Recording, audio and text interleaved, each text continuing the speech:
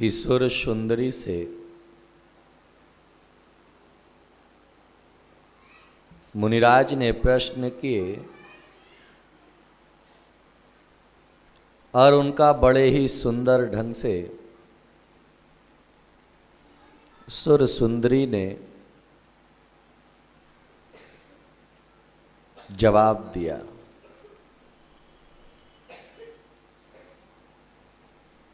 मुनिराज बड़े प्रसन्न हुए क्योंकि संतों के दिल को जीतने के लिए वित्त की जरूरत नहीं होती। संतों के हृदय में स्थान पाने के लिए भक्तिमय चित्त की जरूरत होती है।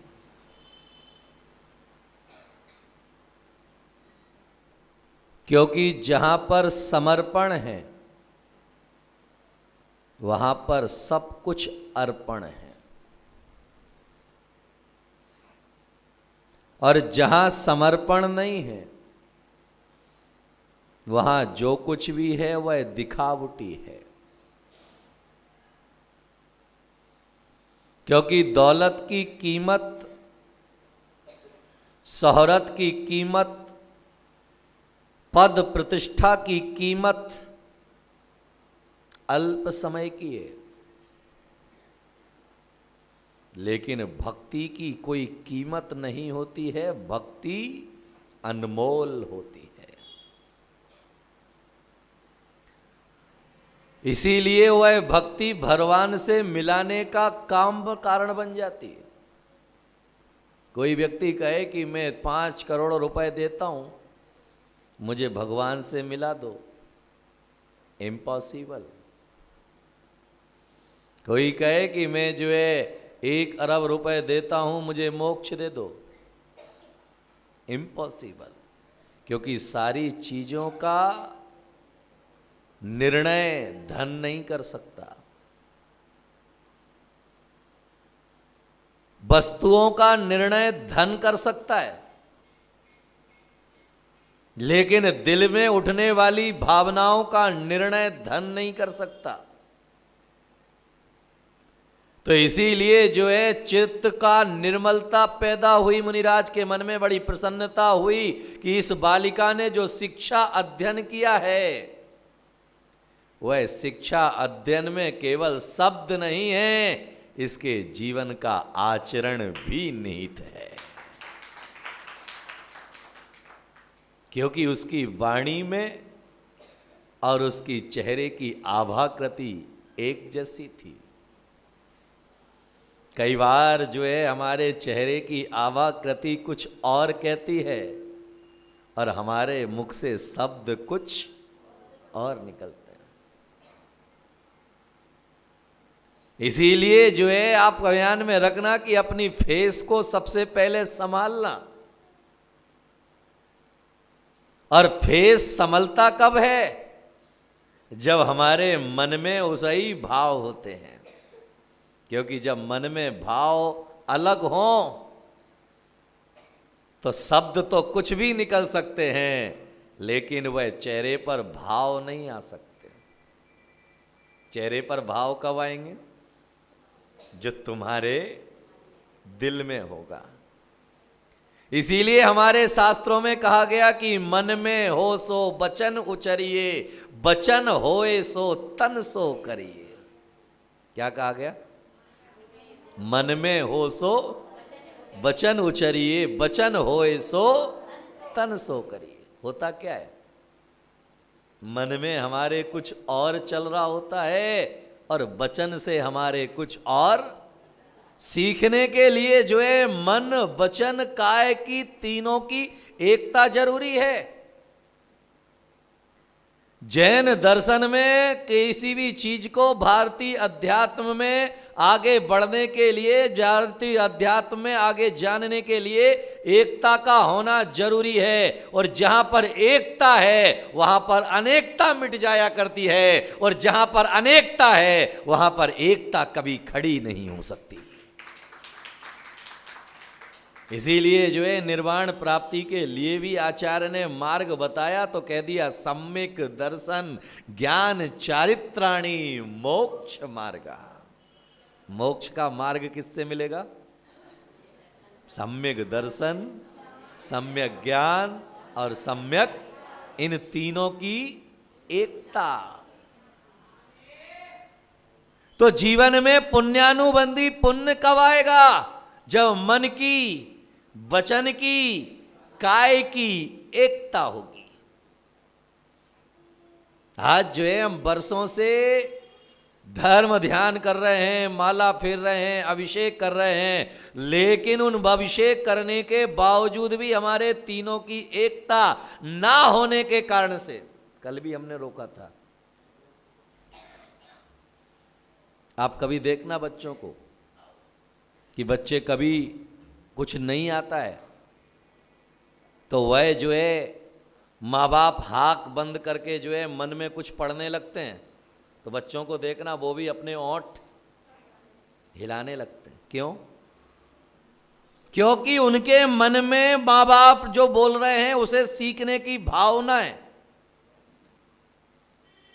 और जब किसी कार्य को सीखने की भावना होती है तो आदमी को पढ़ाने की जरूरत नहीं पड़ती है, आदमी देख करके बहुत कुछ सीख जाया करता है।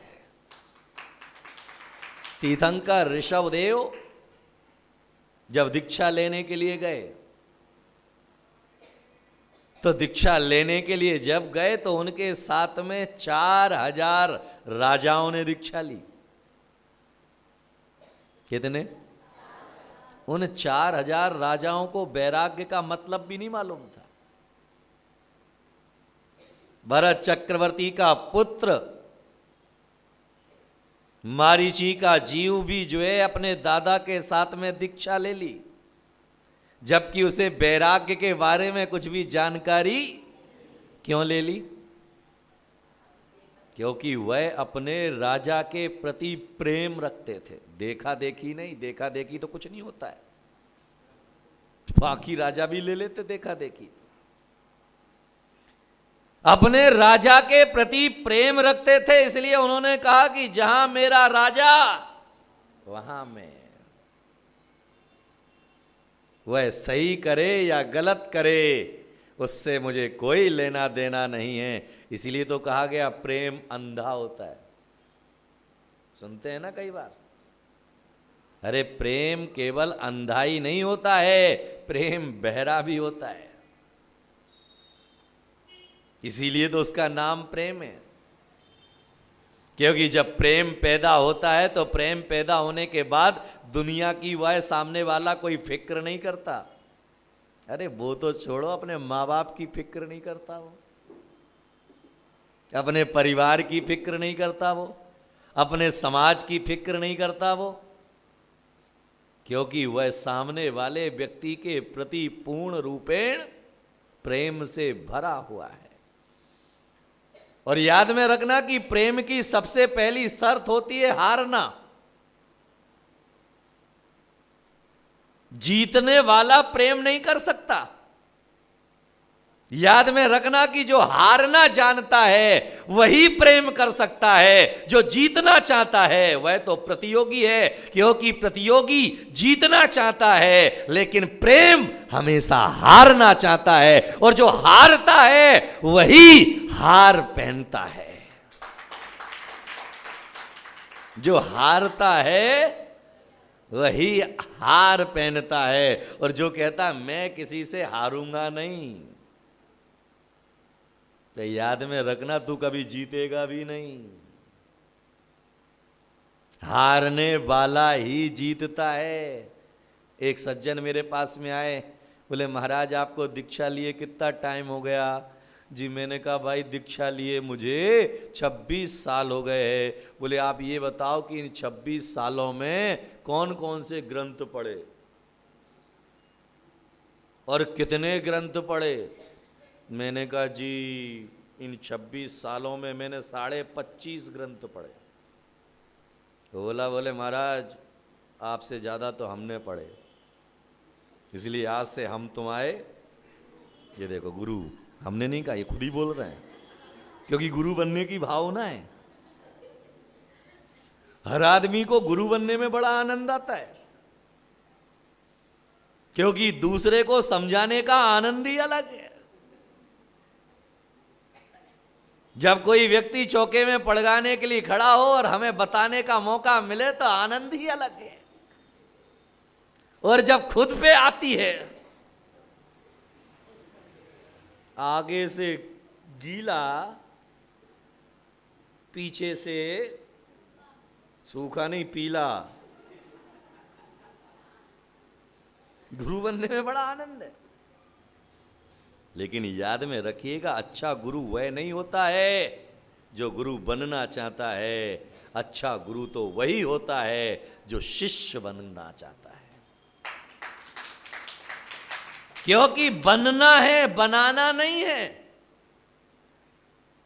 क्योंकि हम बनाना खाते खाते दूसरे को बनाने लग गए। क्या खाते खाते? किसी के यहां पर आहार होता है तो हार होने के बाद में क्या बटता है? बनाना। और बनाना के छिलके पर अगर पैर पड़ जाए, बनाना खाते खाते हम फिसलना ही तो सीखे, टिकना कहां सीखे।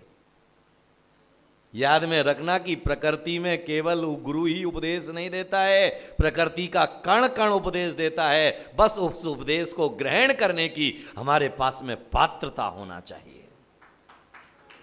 कहीं से भी उपदेश मिल सकता है, कहीं से भी जीवन का जीने का मार्ग मिल सकता है, बस उसे ग्रहण करने की हमारे पास में योग्यता होना चाहिए। और जब उसे ग्रहण करने की हमारे पास में योग्यता पैदा होती है तो एक छोटे से बच्चे से भी हम ज्ञान ले लेते हैं, वृक्षों से भी हम ज्ञान ले लिया करते हैं। इसीलिए जीवन के विज्ञान को समझना, बनना नहीं है, बनाना है।